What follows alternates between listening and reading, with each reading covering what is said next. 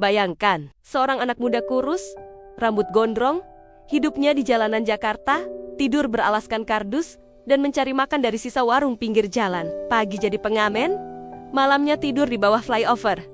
Tidak ada rumah untuk pulang, tidak ada orang tua yang menunggu. Namanya Andika Ramadan. Dulu, orang-orang hanya melihat dia sebagai sampah kota, pengganggu jalanan, anak yang tak punya masa depan. Tapi hari ini, dia adalah CEO dari salah satu brand skincare cowok terbesar di Indonesia. Omzet perusahaannya lebih dari 1 miliar rupiah setiap bulan. Bukan mimpi, bukan dongeng, ini nyata. Tapi bagaimana mungkin? Bagaimana bisa seorang mantan pengamen yang bahkan dulu malu melihat wajahnya sendiri di cermin karena kulit kusam dan badan dekil, kini justru menjual produk perawatan diri untuk pria urban modern? Cerita ini bukan cuma soal bisnis, tapi soal luka, perjuangan, dan keberanian untuk percaya pada diri sendiri saat semua orang bilang, lo nggak akan jadi apa-apa. Dan dibalik semua kesuksesan hari ini, tersembunyi masa lalu yang gelap, yang tak banyak orang tahu. Disinilah kisahnya dimulai. Dari kolong jembatan Jakarta, ketika dunia seperti sedang meludahinya setiap hari, tapi hatinya masih percaya bahwa hidup bukan cuma soal hari ini. Kita mulai dari tempat paling rendah dalam hidup Andika, tempat di mana dia hampir menyerah, tapi justru menemukan alasan untuk bertahan. Andika Ramadan lahir bukan dari keluarga berkecukupan. Bahkan, bisa dibilang, dia lahir dari ketidaksiapan dunia menerima anak sepertinya. Ayahnya tidak jelas, ibunya pergi ketika Andika masih SD, meninggalkannya begitu saja bersama adik kecil yang masih belum bisa bicara. Sejak itu, hidup Andika berubah jadi perjuangan harian yang tak ada habisnya. Setiap pagi ia bangun bukan untuk sekolah, tapi untuk bertahan hidup. Meminjam gitar rusak dari teman, ia turun ke jalan. Mulai dari lampu merah Sudirman, halte bus Blok M, sampai pasar malam di Tanah Abang, Andika mengamen sambil menahan lapar. Kadang dibayar recehan, kadang cuma dilirik sinis, kadang malah diusir, dimaki, bahkan pernah dipukul satpam. Tapi dalam gelapnya dunia, Andika punya satu cahaya kecil, impian. Ia sering membayangkan, suatu hari nanti, dia bisa mandi air hangat, makan nasi dan ayam setiap hari, dan yang paling gila, punya kantor sendiri. Setiap malam sebelum tidur di emperan toko, ia berbicara pada dirinya sendiri, Dika, kamu boleh jadi anak jalanan, tapi mimpi kamu nggak boleh tinggal di jalan juga. Dan di tengah kerasnya kota, ada satu hal yang Andika pelajari lebih dulu dari siapapun kehidupan. Tidak akan baik padamu sampai kamu berani bersikap baik pada dirimu sendiri dulu. Dari sinilah kita mulai mengenal Andika. Bukan cuma sebagai pengamen, tapi sebagai pemimpi sejati yang belum menyerah. Andika tahu dunia tidak selalu adil, tapi yang paling menyakitkan bukan ditolak oleh orang asing, melainkan dihina oleh orang yang dulu dianggap teman. Suatu sore, saat mengamen di kawasan perkantoran, Andika bertemu lagi dengan teman SMP-nya dulu, Ari. Ari sekarang sudah pakai kemeja rapi, kerja di kantor, hidup normal. Tapi saat melihat Andika, Ari tertawa. Bukan tawa bahagia, tapi tawa merendahkan. Lo masih ngamen, Dika? Gile, gua kira lo udah mati di jalan. Lo tuh gak akan jadi apa-apa. Ngerti nggak? Kalimat itu membekas lebih dalam dari pukulan manapun. Malam itu, Andika menangis. Bukan karena sedih, tapi karena amarah. Dunia seolah setuju bahwa dia memang hanya akan jadi pengamen seumur hidup. Tidak akan bisa punya rumah, apalagi bisnis. Tapi dari penghinaan itu, lahir tekad yang tak pernah padam. Ia mulai membaca buku bekas dari pedagang kaki lima. Tentang bisnis, tentang motivasi, tentang dunia yang selama ini hanya bisa dia tonton dari kejauhan.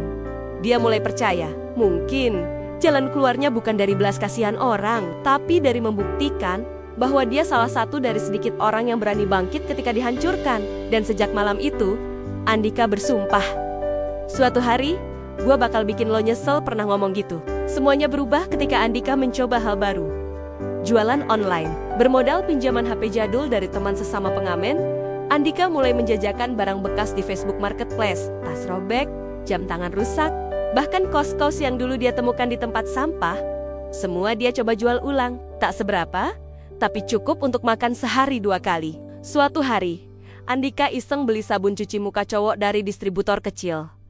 Dia coba pakai, hasilnya kulitnya bersih, gatal-gatal hilang, dan untuk pertama kalinya, dia merasa percaya diri ngaca. Lalu dia berpikir, Kalau gue bisa ngerasain perubahannya, mungkin kawak-kawak lain juga butuh ini. Dengan modal nekat, Andika beli 10 botol sabun. Dikasih nama keren, Chlorisman. Dijual lewat Instagram dan chat captionnya sederhana, tapi tulus.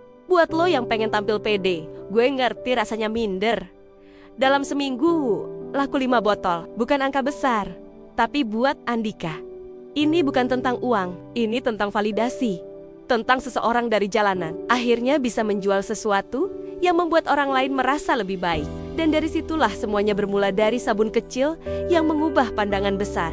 Bisnis Chlorisman mulai jalan, tapi jalan Andika tidak tiba-tiba mulus. Setelah penjualan pertama laku, Andika terpacu buat beli stok lebih banyak. Dia nekat pinjam uang dari kenalan, janji bakal balikin dalam 2 bulan. Tapi saat stok menumpuk, penjualan malah macet. Akun Instagram kena hack, rekening diblokir karena dilaporkan penipuan oleh orang yang iri, dan Andika terjebak di kontrakan sempit dengan tumpukan sabun yang gak laku. Temannya pergi satu-satu. Yang dulu bilang mau bantu, hilang. Yang dulu tepuk tangan, berubah mencibir. Bahkan, Andika sempat tidak makan 2 hari, duduk di lantai kamar kontrakan, menatap botol-botol sabun yang entah bagaimana harus dijual. Di titik ini, Andika nyaris menyerah. Nyaris kembali ke jalanan, membawa gitar dan bernyanyi lagi di lampu merah. Malam itu, hujan deras. Andika duduk di sudut kontrakan bocor, menatap atap yang menetes. Dalam hati dia bertanya, apa gunanya mimpi kalau ujung-ujungnya cuma bikin sakit hati? Tapi di detik-detik itu, muncul satu pesan WA dari seorang mentor di komunitas bisnis online yang pernah Andika ikuti gratis lewat live Facebook. Pesan sederhana, kalau nggak bisa jual sabunmu, coba jual dirimu. Bukan jual harga diri, tapi jual kisahmu. Orang mau beli kisah sebelum produk. Kalimat sederhana itu membangkitkan bara kecil yang hampir padam di dada Andika. Esoknya, Andika bangun dengan satu keputusan, jual kisah sebelum jual barang. Dia mulai bikin video pendek. Dengan HP butut, dia rekam dirinya sendiri. Rambut gondrong, mata sayu, baju lusuh. Andika buka-bukaan.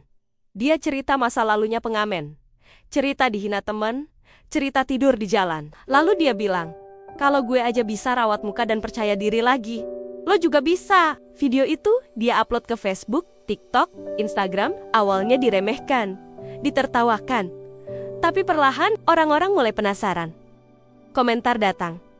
Bang, kok berani jujur? Bang, bisa order di mana? Dalam seminggu, orderan masuk lagi. 5 botol, 10 botol, 20 botol. Andika keteteran balas chat. Dia ajak teman lama yang dulu sesama pengamen jadi admin WA. Mereka kerja sambil lesehan di kontrakan. Uang masuk sedikit demi sedikit. Cicilan lunas, stok habis. Andika menangis lagi.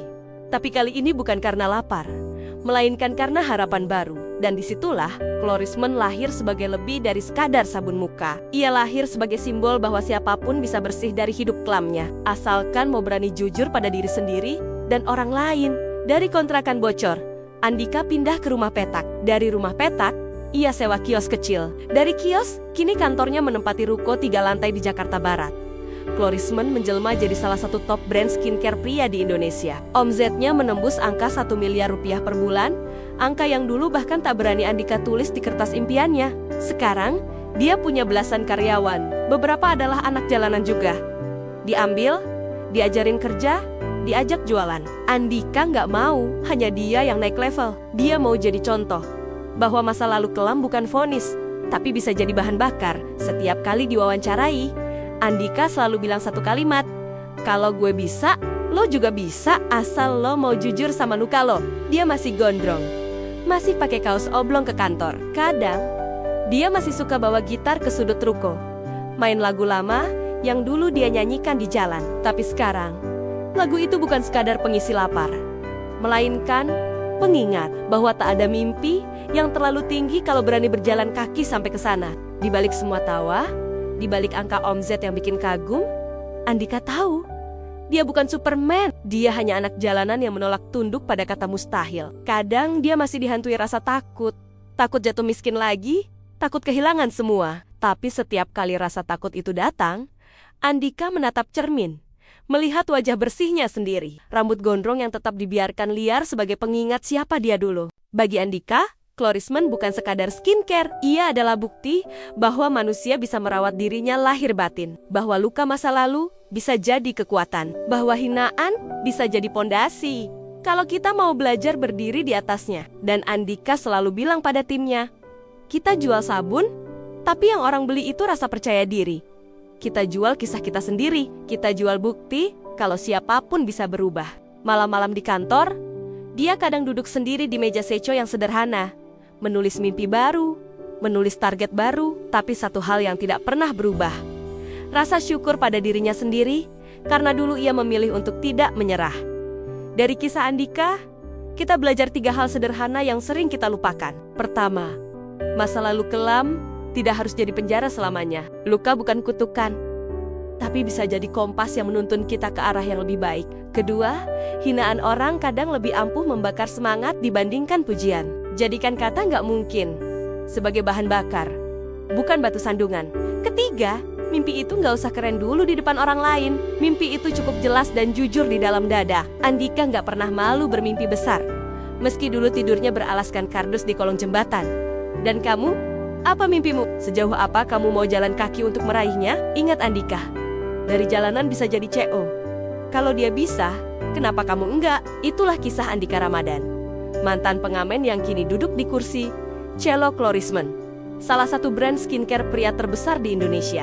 Dari jalanan Jakarta sampai omzet miliaran, dari hinaan sampai tepuk tangan. Kisah ini bukan sekadar inspirasi, tapi pengingat, kalau kamu punya luka, punya masa lalu kelam, jangan dibuang, rawat, ubah jadi cerita, ubah jadi kekuatan. Karena di dunia ini, orang paling tak terkalahkan adalah mereka yang berani berdamai dengan masa lalunya. Kalau kamu suka cerita seperti ini, bantu share video ini ke teman-temanmu. Tulis di kolom komentar, bagian mana dari kisah Andika yang paling bikin kamu mikir ulang soal hidupmu. Jangan lupa klik subscribe biar kamu nggak ketinggalan kisah nyata lainnya. Karena di dari balik kisah, kita nggak cuma mendengar cerita, kita belajar jadi lebih berani menulis cerita kita sendiri. Terima kasih sudah menonton sampai habis. Sampai jumpa di kisah nyata berikutnya.